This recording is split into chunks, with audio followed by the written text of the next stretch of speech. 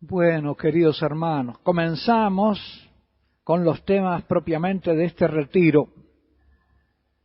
Y comenzamos con el tema del noviazgo, que nos va a ocupar hoy, mañana y el primer bloque del miércoles. Un tema muy importante para la consolidación del matrimonio cristiano, del matrimonio creyente y de la familia. Tratar de este tema nos pide tratar de tres aspectos principales. Primero, tratar de la elección. ¿Cómo se elige? ¿Cómo se elige el novio? ¿Cómo se elige la novia? ¿Cómo se está eligiendo y cómo debería ser que se eligiera? ¿Se está eligiendo bien? El noviazgo empieza por la elección. La respuesta a la pregunta sobre cómo se está eligiendo y cómo se debe elegir depende de la respuesta de otra pregunta. ¿Cuál es la finalidad del noviazgo? ¿Para qué estamos de novios? Y la respuesta a esta pregunta es que la finalidad del noviazgo es la amistad matrimonial. El noviazgo es el tiempo donde se pone el cimiento y se comienza la amistad matrimonial. Y por fin también tenemos que tratar de otro tema, hablaremos de la amistad matrimonial y de los obstáculos de la amistad matrimonial, y por fin tenemos que hablar también en todo este retiro de la educación desde niños para el noviazgo y el matrimonio. El comienzo del noviazgo es el comienzo de una amistad que apunta a culminar en una amistad matrimonial. Comienza la amistad en el noviazgo, pero debe culminar en la amistad matrimonial. Y esa amistad comienza con la mutua elección entre ella y él. Es una elección de amigo, una elección de amiga. Surge entre ellos y une a esos dos jóvenes entre las 1000 posibilidades que habría de elegir. ¿Por qué precisamente esos dos jóvenes? Y decíamos que la meta del noviazgo es la amistad matrimonial. Por lo tanto, conviene considerar qué es la amistad en general. Si hablamos de amistad, ¿qué entendemos por amistad? Tenerlo bien claro, porque a veces las palabras tienen sentidos diversos, se entiende de manera diversa lo que es amistad. La amistad matrimonial, en particular, que es amistad en general, después que es amistad matrimonial, que es un tipo de amistad particular, y por fin la amistad entre bautizados, es decir, entre hijos de Dios. La amistad matrimonial y la amistad matrimonial de bautizados. En cuanto a la elección misma, corresponde tratar de cuáles son los errores más comunes en nuestra cultura. Corresponde tratar también de cómo hacer una buena elección, que no esté de acuerdo a esos errores. Y por fin, cómo preparar a las nuevas generaciones desde niños para que llegado el momento elijan bien. Y conviene también considerar, por último, cómo suelen ennoviarse actualmente en nuestra cultura. Si es bueno el modo de elegir hoy más corriente. ¿Cómo habría que hacer esa elección? Estos son, pues, los principales puntos que vamos a tratar. Son los puntos candentes donde se plantean los problemas sobre este tema. Pero no los voy a tratar en este orden en que los dije. Les enuncio simplemente un poco el panorama de la problemática. Más que los temas serían los problemas a los que tratamos de dar respuesta en este retiro. Y que iremos tratando de una manera coloquial, no demasiado sistemática. Comencemos pues a hablar de la amistad matrimonial. Amor, amistad, son palabras desfiguradas por esta cultura, la cultura no cristiana en medio de la cual vivimos, por lo cual conviene explicar y definir su sentido verdadero. Un sentido para cuya definición apelaremos también a las definiciones de los filósofos precristianos, como Aristóteles. ¿Qué es amor? Los seres humanos se aman con dos tipos de amor. El amor egoísta o posesivo es el que quiere al que ama para su propio bien, aun a costa del bien del otro. Y sin embargo lo llaman también amor. A este amor se le llama en la tradición católica amor de concupiscencia. No es verdadero amor generoso, es un amor de concupiscencia, es un amor egoísta que quiere al otro para su propio bien. Y es un amor que es consecuencia de la herida del pecado original que desordenó los deseos del hombre, transformándolos en concupiscencias, es decir, en deseos que ya no obedecen a la razón, a la recta razón. Esos deseos desordenados se llaman así, concupiscencias. Y las concupiscencias son de dos tipos principales. Está la concupiscencia de la carne, que son los apetitos instintivos que nacen de la condición corpórea del hombre, que tiene el hombre por tener el cuerpo en común con los animales, y que son principalmente la gula, el apetito de comer, la lujuria, el desorden del apetito sexual, y por la frustración de ambos deseos, la ira, pero la ira más propiamente animal. Y por concupiscencia de los ojos se entiende el desorden de los apetitos del alma, no los apetitos del cuerpo, sino los apetitos del alma, que son más espirituales. Los deseos del alma propios del hombre como ser humano, en lo que tiene de diferente del animal, como ser social. Y esos apetitos son la vanagloria, la codicia, también el deseo de ser amado, que se desordena, que es bueno en sí, pero que se desordena, y que se convierte en dominación, y que estos apetitos, por su frustración, producen también ira, pero es más bien la ira fría, la ira espiritual, no la ira animal. Este tipo de amor de concupiscencia, que en el varón es más bien concupiscencia de la carne y en la mujer es más bien concupiscencia de los ojos, destruye la amistad, porque o bien la parte egoísta utiliza al amigo generoso, o bien los dos egoístas terminan enfrentándose y mostrando que no los unía una verdadera amistad, sino un pacto de intereses. Este es el amor egoísta, el amor de concupiscencia. Veamos ahora el amor generoso, el amor oblativo. Es el amor que quiere el bien de aquel a quien ama. No lo quiere el otro para el propio bien, sino que quiere el bien de aquel a quien ama y el bien para el que ama, y lo quiere a una costa de sí mismo. Por eso se llama amor de benevolencia, que quiere el bien del otro. Después de hablar acerca de lo que es amor, hablemos ahora de lo que es amistad. Habíamos dicho que el noviazgo es para fundar la amistad matrimonial, el comienzo de una amistad. ¿Qué es amistad? Amistad es un vínculo de amor generoso, es decir, no de amor concupiscente, sino de amor generoso, de amor benevolente entre dos o más personas. Hay una amistad civil de los ciudadanos, y por eso la amistad de noviazgo o la amistad de matrimonio es entre dos, pero también amistad tiene un sentido más amplio en toda la amplia parentela de los que se quieren bien, o en la comunidad civil de los amigos que quieren y buscan el bien común. Solo hay amistad cuando dos o más se aman recíprocamente con amor generoso.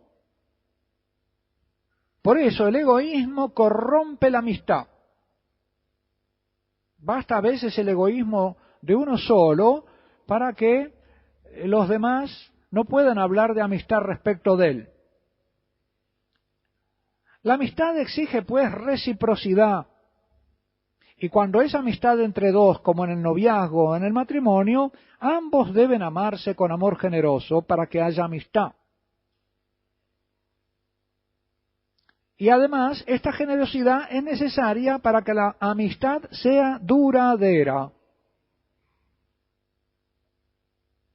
Aristóteles reconoce que la felicidad humana consiste en la amistad. Él se pregunta en la Ética Nicómaco, que es un tratado de política acerca de la ciudad, de la polis, de la convivencia de los hombres en la ciudad, se pregunta en qué consiste la felicidad del hombre y va descartando las opiniones de que la felicidad consiste en el dinero, o que consiste en el bienestar, o que consiste en la buena fama, o que consiste en tener gloria. Va descartando todas esas cosas diciendo que no pueden satisfacer el apetito de un ser personal, que el apetito de un ser personal solo puede ser satisfecho por otro bien personal, de su misma naturaleza, de su mismo orden. Por lo tanto, que un ser humano solo puede encontrar su felicidad en la amistad con otro ser humano. Y afirma Aristóteles que la virtud es necesaria a los amigos para que su amistad sea duradera y su felicidad no se corrompa. Por eso para Aristóteles la virtud tiene un carácter instrumental. La virtud de los amigos sirve a la permanencia de la amistad, a la perduración de la amistad, que es aquello en que precisamente consiste la felicidad. Aristóteles se mueve naturalmente en el horizonte de esta vida. Es la felicidad que el hombre puede alcanzar en esta vida. Pero para que no se corrompa la amistad y por lo tanto no pierda la felicidad, es necesario que ambos amigos sean virtuosos. Esto, dice Aristóteles, vale para cualquier amistad. Pero nosotros decimos que vale de manera especial para la amistad matrimonial, de la cual él trata de paso. Cuando no hay reciprocidad de la amistad, hablamos de un amor no correspondido, que sabemos qué dramático es. La falta de correspondencia puede suceder de dos maneras. Una, evidente, cuando el desinterés, la frialdad, la indiferencia o la aversión de la parte solicitada es manifiesta. Otra, cuando no resulta clara, porque existe en uno un verdadero amor generoso, pero en el otro hay un interés propio, móviles egoístas que ocultan el desinterés por la persona o por el bien del otro. Se acerca para sacar algún partido, se casa por interés o por algún interés que puede ser económico o puede ser un interés sexual, simplemente. Pero con desinterés por la persona misma, sin compromiso por la persona misma. Hablando de estos temas, también tenemos que tener en cuenta, queridos hermanos, que los móviles del ser humano, por estar herida la naturaleza del hombre por el pecado original, no siempre son puros, sino que vienen mezclados los móviles buenos con los móviles egoístas. Es decir, no siempre nuestras intenciones son puras. Está mezclado en nosotros el egoísmo con la generosidad. Y a veces de a ratos o de rachas somos egoístas o generosos. Y también hay que tener en cuenta que siempre estamos en lucha, porque hacemos el mal que no queremos y no hacemos el bien que queremos. Deseamos hacer el bien, pero no lo logramos. Y cuando eso sucede en los dos, a destiempo, cuando uno está dispuesto a la generosidad y el otro está en racha egoísta, es una fuente de malentendidos que perturba la relación. Y por último, tenemos que considerar que como nadie está confirmado en gracia, es posible que alguien empiece una relación de amistad con amor generoso o con amor prevalentemente generoso, que luego se deslice en algún momento o de manera permanente en el amor egoísta, o que empiecen a prevalecer, después de un comienzo promisorio, los móviles interesados. Por eso, insiste tanto Aristóteles en que el ejercicio de la virtud, el ejercicio permanente de la virtud, es necesario para preservar la amistad. Y si esto lo aplicamos a la amistad matrimonial, es evidente la consecuencia. Si la meta del matrimonio es entonces la amistad, y la amistad consiste en que cada uno quiera el bien del otro y no al otro para sí, es decir, un amor oblativo y no un amor concupiscente egoísta, eso tiene que empezar a suceder ya desde el noviazgo, como comienzo de una amistad que será después amistad matrimonial. Empezar, por lo menos a tiempo, en el noviazgo, a ir rectificando o sanando los egoísmos que naturalmente hay en el corazón humano, a consecuencia del pecado original. Es necesario iniciar un camino de purificación, un camino de sanación, iniciarlo ya en el noviazgo. Después, el sacramento del matrimonio dará su gracia como sacramento de sanación. Pero hay que tener en cuenta, entonces, que se exigirá comprensión, misericordia, pero también lucidez para los propios defectos y los del otro, para las consecuencias del pecado original en uno y en el otro. Podrá surgir una amistad verdadera, auténtica, por la cual los dos buscan mutuamente el bien del otro, cuando desde el principio lo que hubo fueron fines egoístas de una parte y de otra, o de una parte o de la otra. Parece que esto humanamente no es posible entre seres que vienen heridos por el pecado original, pero todo es posible para Dios, que está empeñado en recuperar las posibilidades que puso en el varón y la mujer desde el principio, y que ha dado los pasos necesarios con la salvación traída por nuestro Señor Jesucristo y por el don del sacramento del matrimonio como sacramento de sanación.